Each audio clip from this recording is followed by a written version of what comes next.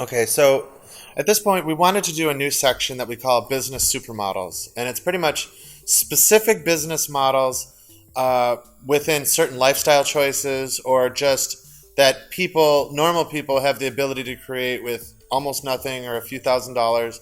So practical, available, accessible business models that you can use to make your own project. I wanted to pick models that are relevant to the news that we're already talking about. And so for today, I chose, I was torn. I was torn between picking tourism bundling in light of the failed travel agency, or I was tempted to get into what if you could make your own skincare products, specifically hand sanitizer. I know there's other companies that already make it, but I have passed hand desanitizer racks in the store 3 or 4 times in the last week, and I have purchased every time. I know right now is a special circumstance because of coronavirus, but, there's a business there. There's a business opportunity. And if you think about it, it's probably not that hard to start your own hand sanitizer company. But let's call it skincare products in general. Lotions, cleanser, toner, moisturizer, and hand sanitizer. Because it's really all the same. We're not going to talk about cosmetics. That's something a little bit different. But, nutritive products that you can put on your skin or to clean your skin. And there's a section in Entrepreneur Magazine that talks about industry spotlight, so I'm going to include that. And right now I want to say what they discussed with their information, then I want to contrast it with the way that I approach it, the steps that I approach it with. So, Entrepreneur Magazine, they said, it's important to be transparent about ingredients. The starting point for any business is research, and that's the same thing that I say. The first step of your business is educate yourself. We'll come back to me in a second. Ask your local cosmeticians about how ingredients affect your skin. So you can go into one of these places, in the shopping mall where they, want to sit you down and put makeup on you, or, into one of these stores like CVS or Watson's or some place where they have a good quality skincare aisle, and maybe if they're a specialty store or they have a specific attendant who knows about this product, you can ask them, teach me about ingredients. What does it do? What will it do to my skin if I put it on? Good and bad. What are some good effects that I can achieve from this ingredient? What are some bad? They'll be more than glad to tell you. It's the same when you go into a fitness store and you say, what is this ingredient? What is this protein? What is this creatine? What does it do for me? The guy at the desk should know. Well, skincare is the same way. So educating yourself is the first step. Come back to that. I just want to go over what they said first. And they said, start with basic skincare products, cleansers or toners, hand sanitizers. You can never have enough of it. I saw a video of a Hong Kong man who had bought vodka and aloe vera and one other thing, and he had made his own hand sanitizer from it. And I said, wow, there's a business opportunity there. He takes them outside, he starts selling them to all of his the people around him who can't buy hand sanitizer from the store. He should learn how to make his own face mask. That would be the next thing. From there you can promote your products online, particularly on social media, obviously. And your best advertising will likely be word-of-mouth referrals. Well, if you go back into our YouTube videos history into organic marketing, word of mouth is what we're trying to induce. We're trying to encourage people to talk about it. So we're using our social media to do that. We're having a brand message. We're having very clear slogans. We're having great pictures. We're having testimonials. And we're having maybe some posts that ask you to comment. What do you think? Comment on it, so that other people can read it and then want to purchase. You want them to tell other people, so maybe, you give them a coupon if they bring a friend to the store or something like this. If they bring a friend to your website, if your friend says your name, then you get a free product as well, or something like this. Using your social media to induce people to purchase. And then they talk about jumpstart your business, offer free skincare analysis to customers. So maybe you set up in a location and people can come and sit down and you look at their skin and you say, well, you need this oil or you need this alcohol or you need to clean yourself this way. Help people step up their game. And one interesting quote that I read in their analysis is they talk about how Chanel No. 5 cost $150 a bottle to purchase, but it cost about $1.50 a bottle to make. And so there's a huge markup on skincare products if you can capture a certain emotion with the smell, with the packaging, with how you position it in the store. Maybe you discuss products with attendants so that they know to recommend you first. Now, let's bring it back to hand sanitizer. Hand sanitizer costs almost nothing to make. People don't expect to spend a lot for it. However, if you could put it in a luxury bottle and make it seem like it's some especially sanitary thing, it's especially calibrated to fight coronavirus, it has especially a certain alcohol that is believed to fight coronavirus, you might be able to get 3 times the markup for it. Suddenly it's a $6 product instead of a $1 product because it's make it medically sound, have a medical looking package so that it looks like something you buy at the pharmacy, not just at the grocery store. So now I want to go through my steps, and this is something we're going to do in every podcast section, Business Supermodels, because I truly believe that whether it's product or service, there's a basic framework that you can put into your mind that will help you address almost any business idea you have. Well, first off, you have to get it to a business idea. So you have to identify what you're selling. It's a product or a service. But beyond that, you've already identified your passion or what you would really like to participate in, or a big problem that you can be passionate by solving, or just something you think would be cool to do is enough reason to do it. But really, it has to come from your enthusiasm. So once you've identified that, what you like, what you're enthusiastic about, here it's going to be hand sanitizers, sanitary products, sanitation. Let's say we want to make a luxury one so that we can charge a little bit more. There is nothing like the margins of luxury products. So we want to make a luxury hand sanitizer brand. You were going to pick certain packaging and that looks a little bit better, and put some work into the name, put some work into the logo and the branding and the smell. It doesn't have to smell like pure alcohol necessarily. Anyways, that goes into educating yourself about ingredients. The first step of any business project is educate yourself. So ingredients, places that sell it, those are your allies. Who are your customers? And do a customer analysis. What do they expect? What do they want? Well, I guarantee the thing that they want is the strongest possible product, especially for the purpose with which they're buying it, which is probably this coronavirus. So it should say on the bottle, specially calibrated to fight coronavirus. But you don't want to be responsible for people dying if it doesn't actually work. So you want to make sure it is the right ingredient.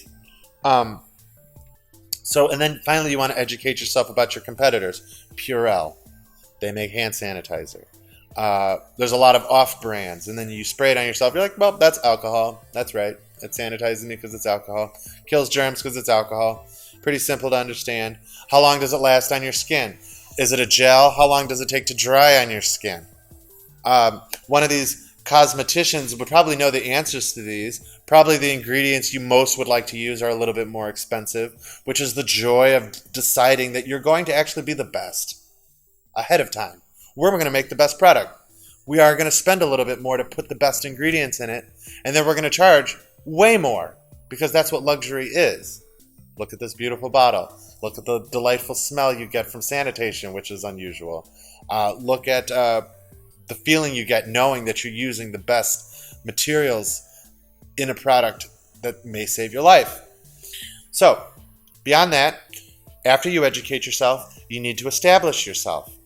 You need to set up your social media. You need to set up your website. You need to determine what your branding is going to be, your branding message, your name, your messaging. You got to be sure that you're going to say that messaging is, fights coronavirus. We're going to kill it.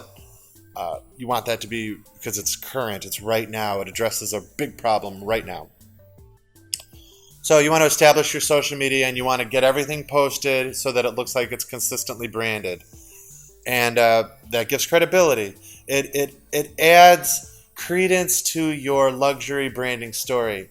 So you've established yourself, you have your website especially, a place where they can purchase. You would like to get into stores. So once you have your website and your social media set up, you can start contacting stores with samples, or I would go into the store directly. You're still going to want to hand out samples. Don't ever try to promote a product to professional buyers without giving them something to take home. That just goes with the territory. But, you get them in the room somehow. You tell them, call them up and say, listen, I have a luxury product that will fight coronavirus. They'll probably listen to you. That's a sharp idea, especially right now. So then beyond that, you want to, you've educated yourself. You've established your identity. So now you want to develop your product. So you want to get some of these ingredients that the cosmeticians have told you about, or that Google has discussed with you, or that your research has shown you is important. Get the best stuff. Why not? The bargain basement products are being produced in bulk, in mass. But if anyways, this is just an example. In my example, we're using the best products. So we're going to get all the best products. We're going to mix them together. We're going to choose a package that reflects what we're trying to do, which is luxury. It's going to have a nice pump. It's going to have a nice feel. It's going to feel good in your hand. It's going to feel substantial. It's not going to crumple. It's going to feel like something I'm glad to own. I'm glad to have on my shelf for the next couple of years. I take comfort when I want sanitation. Bang. Nice quality pump. I'm glad I paid a little bit more for that months ago. And then, that reinforces your brand name. Suddenly your brand name is on this person's shelf for some months. Well, right now, they might only be a couple of weeks because people are burning through the product, but the idea is still relevant. So you've educated yourself, you've established your identity, and you've developed your product. Now it's time to market your product. Well, part of establishing your identity was marketing, reaching out to store owners with your product once you've established your brand. However, you could actually start actively engaging with customers on Twitter, actively developing your Instagram, actively developing your... Really, I think with hand sanitizer, you're looking to make individual sales, but your true goal, because even if you're making a luxury one, it's still a low price item. It's much better to sell them in boxes of 30 units to stores than individual units out to everyone.